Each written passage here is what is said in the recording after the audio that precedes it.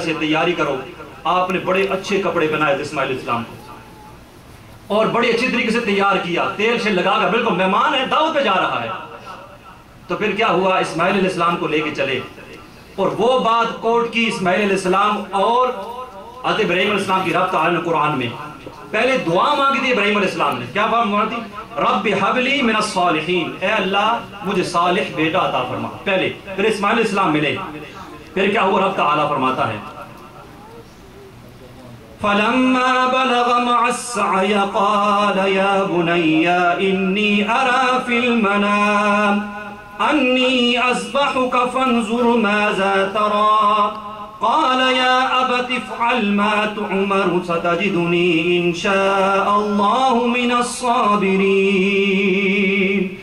اگر یہ بندہ جا کر یہ بار بار یہ پڑھے, اسماعیل علیہ السلام کا جواب صرف پڑھے کہ ابراہیم علیہ السلام کے اس کہنے پر اسماعیل علیہ السلام نے جواب کیا دیا, تو اگر ہماری زندگی میں مشکلات ہوں, مصیبتیں ہوں, پریشانیاں ہوں, یقین مانے یہ اسماعیل علیہ السلام کا جواب انسان کو اتنا سکون دیتا ہے کہ ساری پریشانیاں بندہ بھول کے کہتا ہے یہ دیکھیں نا, صبر تو اسے کہتے ہیں. کیا رب تعالیٰ نے فرمایا کہ جب اسماعیل علیہ السلام اس قابل ہو گئے کہ ساتھ چل پھر سکیں, بڑے ہو جائیں, علماء فرماتے ہیں یا تو 13 سال عمر تھی کم و بیش آپ کی, تو پھر کیا ہوا, ابراہیم علیہ السلام قال یا بنی, میرے بیٹے, انی ارا, میں نے خواب دیکھا ہے. کیا دیکھا ہے؟ کہ میں تجھے ذبح کر رہا ہوں. ایک بیٹا جو اتنے عرصے کے بعد ملا, اب خواب دیکھا کہ میں تجھے ذبح کر رہا ہوں. ایک ہوتا ہے میرا اور آپ کا خواب جو کہ نہیں پتا کس طرف سے آیا ہے, شیطانی خواب بھی ہوتے ہیں, لیکن نبی کا جو خواب ہوتا ہے یاد رکھیے وہ وہی ہوتا ہے, وہ سچا ہوتا ہے اور رب کا حکم ہوتا ہے. تو کیا ہوا, میں نے خواب دیکھا کہ تجھے ذبح کرنا چاہتا ہوں. حضرت ابراہیم علیہ السلام اپنے بیٹے سے یہ گفتگو کر رہے ہیں, رائے پوچھ رہے ہیں. پھر فرمایا کہ تو کیا کہتا ہے, اب تیری رائے کیا ہے اس بارے میں تجھے ذبح کر رہا ہوں, تیری رائے کیا ہے؟ تو کیا کہا, قال یا ابت افعل ما تؤمر, کہا اے میرے باپ کیجئے جس بات کا اللہ نے آپ کو حکم دیا ہے. یعنی کہ بندہ دیکھتا ہے یار ذبح ہونا ایک انسان کا اور اس بیٹے کا, کہ جو اتنے عرصے کے بعد آج اللہ ہم سے کیا کہتا ہے کہ بیٹوں کو ذبح کرو, نہیں کہتا. اللہ کہتا ہے 5 وقت نماز ادا کرو, ہم سے نہیں ہوتی. روزے رکھو, وہ بھی کوشش کرتے ہیں کہ رکھتے ہیں لوگ, لیکن ذرا موقع ملے تو عذر ملے تو فوراً چھوڑ دیتے ہیں. صدقہ و خیرات کرو, روک ہی رکھتے ہیں. اللہ ہم سے بیٹے نہیں کہتا کہ بیٹوں کو ذبح کرو, لیکن جو فرائض کی ادائیگی کے لیے کہتا ہے وہ ہم سے آج تک نہیں ہو سکتے صحیح طریقے سے. تو یہاں کیا فرمایا کہ آپ کو جو اللہ نے حکم دیا وہ آپ کریں. ستجدونی, یہ وہاں یہ ورڈ دیکھیے گا, ستجدونی انشاءاللہ من الصابرین, خدا نے چاہا تو قریب ہے کہ آپ مجھے صابر پائیں گے. سبحان اللہ. یا انشاءاللہ کا ورڈ یہ بھی ثابت کر دیا کہ رب نے چاہا تو آپ مجھے صابر پائیں گے. یعنی کہ یہاں صبر کی نسبت بھی رب کی حکم پہ موقوف کی, یعنی خود نے کہا کہ میں صابر ہوں, میں کر دوں گا یا میں صابر ہوں, یہاں سے انشاءاللہ رب نے چاہا تو آپ مجھے پائیں گے صابر. تو کیا ہوا, آپ لے کے جا رہے ہیں, شیطان آتا ہے, پہلے بی بی حاجرہ کے پاس آتا ہے, کہتا ہے پتہ ہے بیٹو کہاں لے کے جا رہے ہیں. جیسے آج بھی آتا ہے نیکی کے عمل پتہ کرنا چاہے تو پہلے آپ کہتا ہے یار دینا, اور رب کے راستے میں یار فلاں بل بھی ہے, فلاں مورگج بھی ہے, فلاں پیمنٹ بھی ہے, رب کے راستے میں دو گے تو بڑی رکاوٹیں بندے کو پیش کرتی ہیں. بی بی حاجرہ کے پاس گیا, کہ پتہ ہے بیٹا کہاں لے کے جا رہے ہیں. انہوں نے کہا دعوت ہے کسی اعلیٰ جگہ پر, کسی اعلیٰ ہستی سے ملاقات کے لیے. اور انہوں نے بھی ٹھیک کہا کہ موت کے بعد رب سے ملاقات ہے, اگر ذبح ہونا قبول ہو جاتا ہے اور ذبح ہو جاتے ہیں تو رب سے ملاقات ہے. تو کیا ہوا, جب انہوں نے کہا جی وہ تو تمہارے بیٹے کو ذبح کرنے لے جا رہے ہیں, ایک ماں ہو اسے کہ تیرے بیٹے کو ذبح کرنے لے جا رہے ہیں. ایک دفعہ وار کیا, جو کہا جی رب کا حکم ہے, وہ اپنی خوشی سے لے کے جا رہے ہیں کہ رب کا حکم ہے. رب کا حکم ہے. بی بی حاجرہ نے جواب دیا کہ رب کا حکم ہے تو پھر میں دل و جان سے تیار ہوں اپنے بیٹے کو ذبح کروانے کے. سبحان اللہ, سبحان اللہ. تو پھر آگے جب چلتے ہیں اسماعیل علیہ السلام کے پاس پھر آتا ہے, کہتا ہے پتہ ہے باپ کہاں لے کے جا رہے ہیں, پہلے بتایا ہوا تھا. انہوں نے کہا جی رب کا حکم ہے, میں قربان ہونے کے لیے تیار ہوں. ابراہیم علیہ السلام کے پاس جب آیا تو جہاں آج حاجی وہ کنکر مارتے ہیں نا, 7 کنکر فرشتوں نے دیے ابراہیم علیہ السلام کو, مارے اس لعین کو. یہ سب کے پاس جاتا ہے, سب نیکوں کے پاس جا کر کوشش اپنے نہیں کرتا ہے, پر جو اللہ کے مخصوص بندے ہوتے ہیں ان کو ورگلانے میں کامیاب یہ نہیں ہو سکتا. مارے اس لعین کو, اور وہ ابراہیم علیہ السلام کی سنت آج بھی حاجی ادوان شیطان نہیں ہے، وہ تھا، لیکن اس کا مطلب یہ ہوا کہ جس طریقے سے جہاں پر رحمتوں کا نزول ہو اس جگہ کو پاک بنانا یہ نیکوں کا کام ہے، اس طرح جہاں پر نحوست کا ذکر ہو اور جہاں لعین کو پتھر پڑے وہاں پر آج بھی حاجی کو پتھر مارنا ضرور بھی ضرور ہے۔ تو پھر کیا ہوا؟ آگے چل کر اسماعیل علیہ السلام نے کہا اے میرے والد گرامی، وہ مقام آ گیا، میری 3 وصیتیں ہیں، اور وہ وصیتیں بھی دیکھیں، وہ آگے بیان آتا ہے 3 وصیتیں ہیں۔ پہلی وصیت کیا ہے کہ میرے ہاتھ پاؤں آپ باندھ لیں۔ باپ ادھر کھڑا ہے، بیٹا، انسان امیجن کرے اور کہے کہ میرا ایک بیٹا ہے، میں اس سے گفتگو کر رہا ہوں، وہ میرے سے گفتگو کر رہا ہے، میرے ہاتھ پاؤں باندھ دیں۔ کیوں؟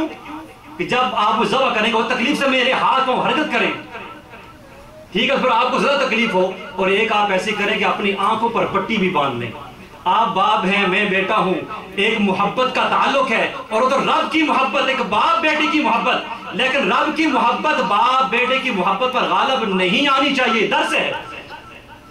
تو پھر کیا ہوا؟ تیسرا کہ میرا جو خون آلودہ یہ قمیض ہے یہ میری والدہ کے پاس تسلی کے لیے لے جائیں۔ اللہ اکبر۔ یہ تینوں وصیتیں کرنے کے بعد بیٹا نیچے الٹا، اللہ نے قرآن میں فرمایا الٹا لٹایا، سیدھا نہیں الٹا، جبین نیچے ہے، ایک بیٹا ہے، سالوں سال بعد ملا ہے، لیکن رب کی اس کائنات میں فلک، چشم فلک نے ایسا نظارہ کبھی دیکھا نہ ہوگا، نہ کبھی دیکھے گا۔ وہ چھری جو کہ ہر چیز کاٹ رہی ہے وہ گردن نہیں کاٹ رہی، وجہ کیا ہے؟ کہ رب کا حکم نہیں ہے کاٹنے کا۔ پتھر پہ مارے پڑھتے 2 ٹکڑے، لیکن اسماعیل علیہ السلام کی گردن نہیں کٹ رہی مبارک۔ تو پھر کیا ہوا؟ حضرت جبرائیل امین علیہ السلام نے ایک میڈا جنت سے لے کے آئے، اور اسماعیل علیہ السلام کی جگہ وہ فدیہ بنا، اور اس میڈے کے سینگ، اس لیے کہتے ہیں نا کہ یہ جو محبت کا ایک ربط ہوتا ہے نا، الحمدللہ جو اللہ نے آقا کریم صلی اللہ علیہ وسلم کی امت میں عطا فرمایا ہے، یہ محبت کا ربط اور نیک لوگوں کی نشانیاں قائم و دائم رکھی جاتی ہیں۔ اس علماء فرماتے ہیں، علامہ جلال الدین سیوطی رحمۃ اللہ تعالیٰ علیہ تاریخ الخلفاء میں لکھتے ہیں کہ اس کے سینگ جو تھے بیت اللہ شریف میں لگے تھے، اس وقت تک جس وقت یزید نے بیت اللہ پر حملہ کروایا تھا، اور جب فائر ہوا تھا تو اس فائر میں وہ سینگ جل کے تھے، لیکن نشانی کے طور پر اس مینڈے کی سینگ وہاں بھی لگی ہوئی تھے۔ تو کیا ہوا کہ وہ فدیہ ہو گیا، اس لیے آقا کریم رؤوف الرحیم صلی اللہ علیہ وآلہ وسلم فرمایا انا ابن الذبیحین، میں 2 ذبیحوں کا بیٹا ہوں۔ ایک تو ہوگی اسماعیل علیہ السلام، دوسرے ذبیح کون ہیں؟ دوسرے ذبیح آپ کے والد گرامی حضرت عبداللہ ہیں۔ وہ واقعہ انشاءاللہ جمعۃ المبارک میں آج انشاءاللہ چاہ بیان کیا جائے گا کہ کس طریقے سے حضرت عبداللہ یعنی کہ جو آپ کے والد گرامی تھے وہ ذبح ہونے سے بچے، اور کیا ان کے فدیے میں دیا گیا۔ تو پھر آقا کریم صلی اللہ علیہ وسلم اسی طرف اشارہ فرمایا، بقول اقبال کتنی پیاری بات کی، وہاں پہ خون نہیں نکلا اسماعیل علیہ السلام کا، لیکن کربلا میں کتنا خون بہا۔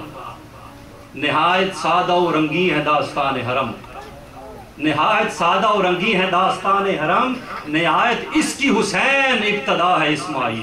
ہم چھوٹے چھوٹے ہوتے تھے، اسکول جاتے تھے، اور اس وقت یہ شعر لکھا ہوتا تھا، لیکن کسی نے سمجھایا نہیں تھا، آج بھی خود ہی سمجھ آ گیا۔ وہ کیا تھا؟ یہ فیضان نظر تھا کہ مکتب کی کرامت تھی، سکھائے کس نے اسماعیل کو آداب فرمایا۔ اسماعیل علیہ السلام کون سے مدرسے میں گئے تھے؟ میں آپ سے سوال کرتا ہوں، کس مدرسے میں گئے؟ جو آج فیض کے لوگ منکر ہو گئے نا کہ کوئی کسی کو فیض نہیں دے سکتا، صرف آپ کو پڑھیں گے تو فیض ملے گا۔ ہاں، پڑھائی کا مخالف کوئی نہیں ہے، پڑھیں گے تو فیض ملے گا، لیکن یہ اسی پر موقوف نہیں ہے کہ ہر فیض کتاب ہی سے آتا ہے۔ کوئی فیض ایسا ہوتا ہے جو نگاہ سے دیا جاتا ہے، کوئی فیض ایسا ہوتا ہے جو آقا کریم صلی اللہ علیہ وآلہ وسلم کے قلب انور سے لیا جاتا ہے۔ تو فرماتے ہیں یہاں بھی یہ بھی اقبال کا شعر ہے کہ کس نے سکھائے ہیں؟ وہ ابراہیم علیہ السلام کی صحبت تھی کہ اسماعیل علیہ السلام تیار ہو گئے کہ آپ مجھے صابر پائیں گے انشاءاللہ عز و جل۔ ابراہیم علیہ السلام کا فیض تھا، وہ قلبی کیفیت کے انوارات و تجلیات تھے جو باپ نے اپنے بیٹے کے سینے میں منتقل کیے تھے، اور ان فیوز و برکات کی وجہ سے اتنا بڑا کام کرنے کے لیے وہ بیٹا صبر کے ساتھ تیار ہو گیا۔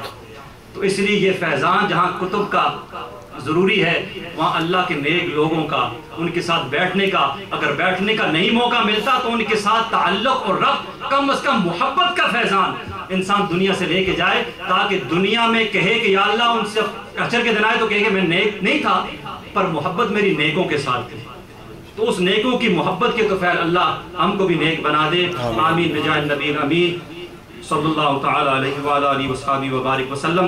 اس سے پہلے کہ میں نماز عید کا طریقہ